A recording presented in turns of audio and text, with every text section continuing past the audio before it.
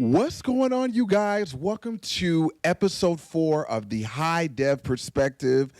I am the hostess with the mostest, your guide on this transformative journey, the one, the only, Debonair Mathis. I'm not even going to hold you guys.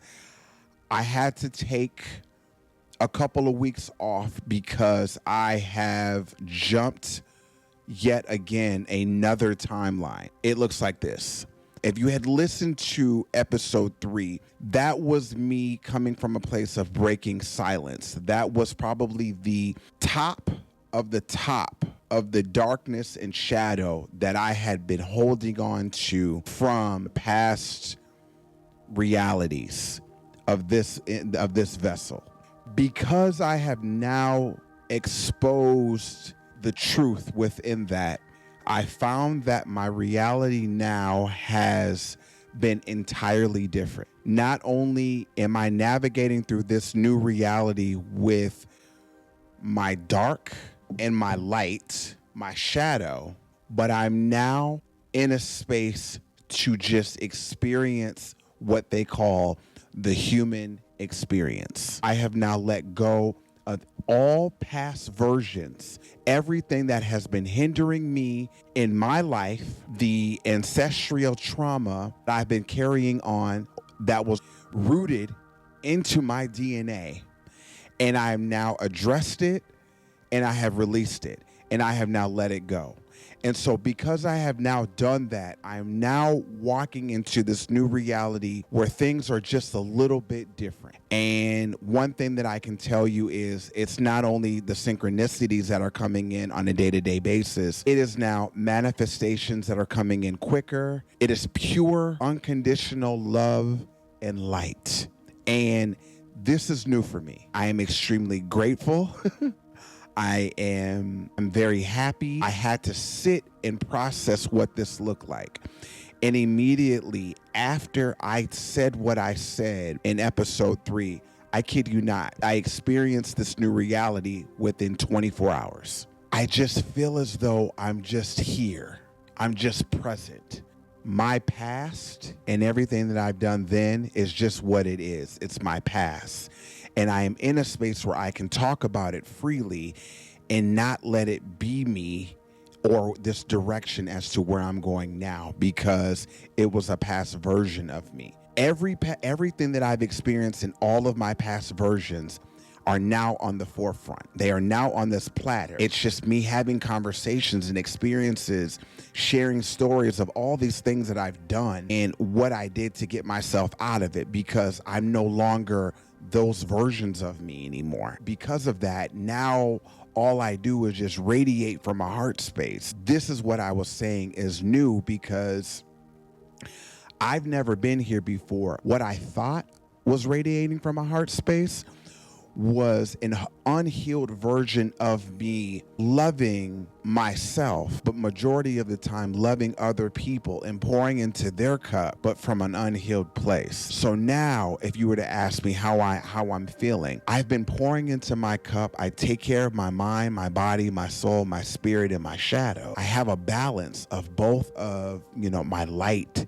and my dark. I carry it with me because I'm not a product of it anymore. This is the space that I'm at when I said that my timeline has changed, because I don't have anything holding me back. Absolutely nothing holding me back. I thank this healing journey because it got me to this place. It took a long time, but I'm finally here. It took me a long time to get to this place, because now I'm realizing the person that I was running from this entire time was myself.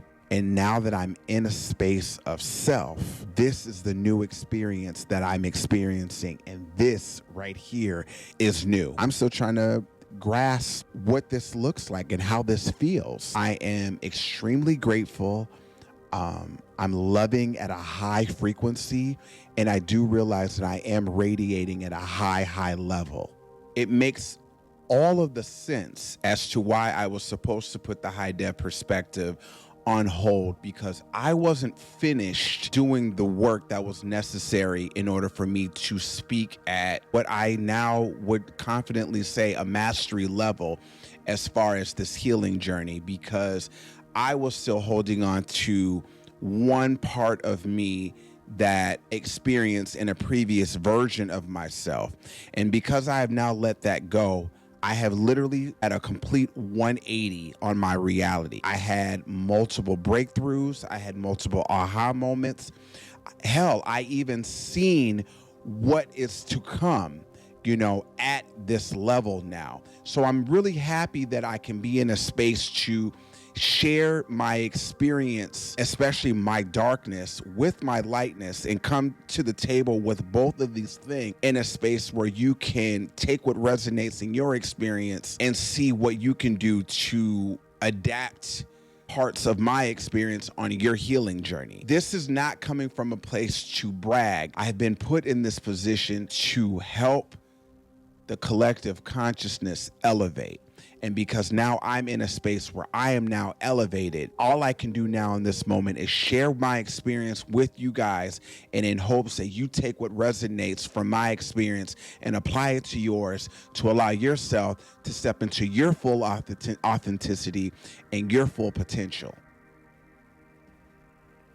And with that being said, I want to jump into today's episode. For those who are looking to start a healing journey, I want to go a little bit deeper as to what this shit entails. If you're deciding to go into a healing journey, I need you to understand these things. The healing journey is a self-reflection and acceptance and a forgiveness of your past. And that includes everything that you've experienced in all of your realities, whatever age you may be, on top of the ancestral generational curse that you've experienced. Because when you came into this world, you were brought up a certain way. You are now creating brand new neural pathways for you to live a fulfilled life of self and not holding on to past trauma, past experiences, or anything else that was a negative setback in order for you to further and live up to your fullest potential. The shit's not easy. There's so much ups and downs. And I think the first thing a lot of people fail to do is they don't even want to do it because they're so comfortable with being in the position that they're in now. I started this journey in 2020. I did it at a surrendering level full time last year. And it's an experience that's going to trigger the deepest and darkest versions of you. And if you're not in a space where you're able to face these deep, dark versions of you head on, then this isn't a journey for you, because it's not for the weak. I found myself having to relive, revisit, and go back into places just to pluck the roots. And essentially, when you pluck the root of a traumatic experience in your life, that is you allowing yourself to heal and break free from that curse. Think about it like this. When you create a new life, when that life has now been developed, that life is holding on immediately. The first DNA that life now has is the DNA of all the trauma that you have. This life that you've created is going through life and creating its own trauma. What stemmed from this trauma was the trauma that it was created from its original DNA. I use my hand because this is the only thing I can use as an atom or a baby.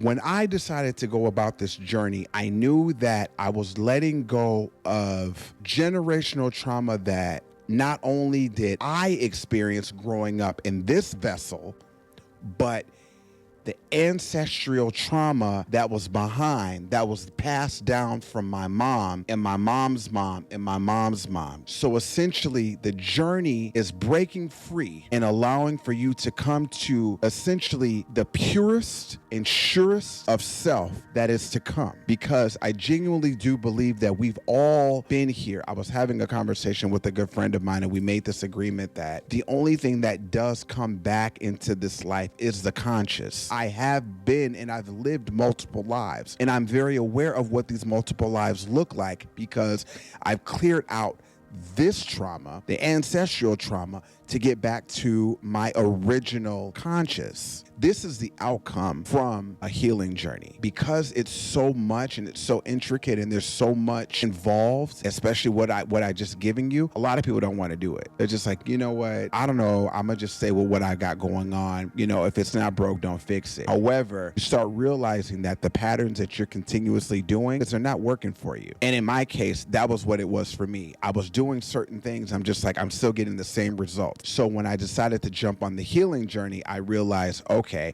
if this is what it's doing, it's allowing me to elevate at a higher vibration. The more that I healed, the lighter that I became. To break this down, there are 5 things that need to be addressed when doing a healing journey. Taking care of your mind, taking care of your body, taking care of your soul, taking care of your spirit, and the one that's never really talked about, addressing the shadow. And that is probably why a lot of people tend to stop doing the healing journey, is because this shadow, these parts of the shadow, are the versions that you do suppress. These are the things that you don't want to talk about. This is heavy hitter things. Like for me, my HIV status was a huge pillar. That was one of the biggest blockages.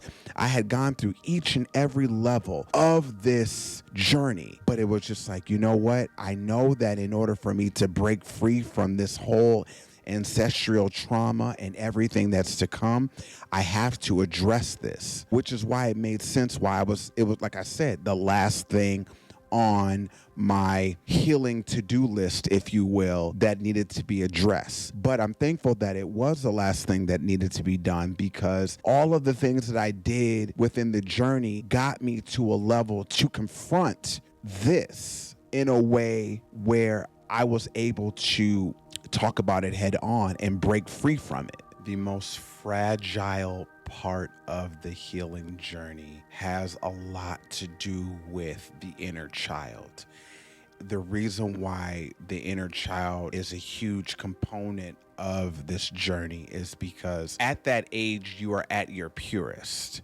So any decision, any choice that is made as you grow up and develop into the person that you're supposed to be, there's a lot of reflection as to who that was. And a lot of it tends to be forgotten, swept under the rug. A lot of people's experiences have not been the greatest. I can say that for myself. That's another reason why it's really hard, because a lot of this stems from that particular area of your life. And people don't want to talk about that area because a lot of things occur within that area. I've experienced a lot within this area, So it was a level of me going back into that and facing these things full front. And, it's wild enough. There has to be some sort of forgiveness. The forgiveness is you changing the narrative as you are this adult version of who you are now. Going back into that inner child and forgiving that version of you will allow for you to release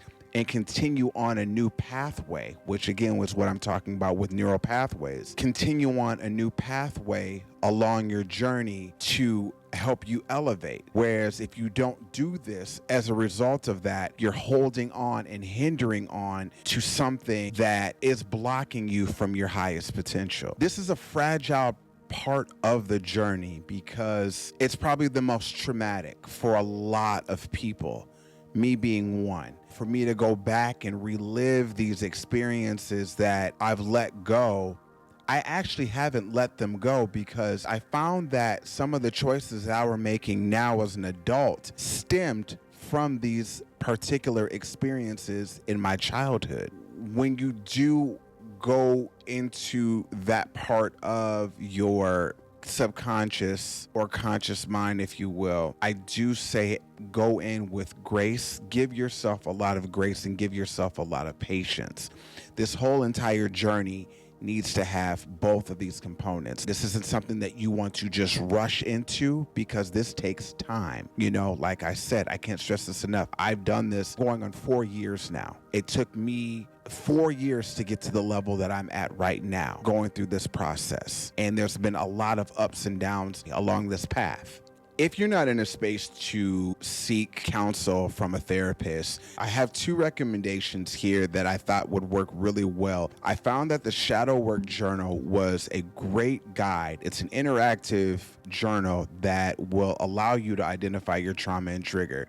It's very mild too, whereas, because this journey is uncovering the deepest and darkest parts of you, the Shadow Work Journal does allow for you to uncover these triggers, but in more of a mild manner. For me, I found that when I was using this, I've been using this since last year. I'm actually done. But when I started using this last year, the biggest thing that I found out, because like I said, I can't stress this enough, I was codependent. I was very, very codependent. This journal allowed me to have this understanding that the love that I had needed the most was literally myself. I was so busy giving my love externally to everybody else that I forgot to give myself love, which is why I'm in a space now where I'm always pouring into my cup, and I pour into my cup first and foremost at any given time. I also found that the inner work, an invitation to true freedom and long-lasting happiness, was a great tool to have. This one helped me confirm that the thoughts that I had always had as far as me seeing things from a different perspective really do exist. And this perspective that I had always been having ever since I was a child stemmed from a higher level of consciousness. So reading the Inner Work book allowed me to get a stronger grasp on this level of consciousness that I had already had, and change my mindset from a 3D mindset into a 5D mindset and above. I truly recommend that the Inner Work book is a great tool to have as well. If you're interested in any of the books that I have mentioned today in today's episode, I have links in my profile. Feel free to click them. I'm also going to leave a link in the description down below. And I also have these tagged here down below on my TikTok shop if you guys are watching this on TikTok. But I do feel as though that these are great starter tools to help you on your journey. Whereas for me, I was just thrown into this. Not only was I thrown into it, I was just facing things head on and head on and head on. Whereas I found that after me facing these, my traumas and triggers head on, going back and reading these made it a little bit more milder. So I said to myself, this is great. These are great tools for people who want to start a journey, but don't want to do it the way that I did, because I highly recommend not doing it my way, because my way was a little bit more cutthroat, if you will. Before we wrap up today's episode, I do have a new segment that I wanted to add onto the show, which is called the Conversations with Inner Self. So essentially, I will be picking two cards. Part one of the cards is identifying my traumas and triggers, and then I'll be drawing a card from part two, which is integrating my shadow work into my daily practice. So I'll go ahead and draw a card from part one, which is the identifying. Closest friends. Who were your closest friends growing up? I grew up with a lot of females. A lot of my friends were females. I had like a few male friends, but I found that I don't know if it was because I'm a divine feminine. Yeah, majority of all of my closest friends were all of females. I'm actually grateful for that, because I learned so much, because of the intuition that a woman has is much more stronger than a man's. And I'm just going to say it. It's the catapult that helps rise, the divine masculine into who they're supposed to be. So I learned a lot of wisdom through women, and I don't take that for granted, which is why I have this high level of respect for women. My mother was my hero. My grandmother is my hero. The women that I'm surrounded by right now, these are wise women who, I can go on and on and on and on. At the end of the day, I'm just gonna have to say that it was women, because again, I learned so much mentally from a woman. Okay, so let's do part two, which is the integrating. Okay, so here's a really good one. Social media.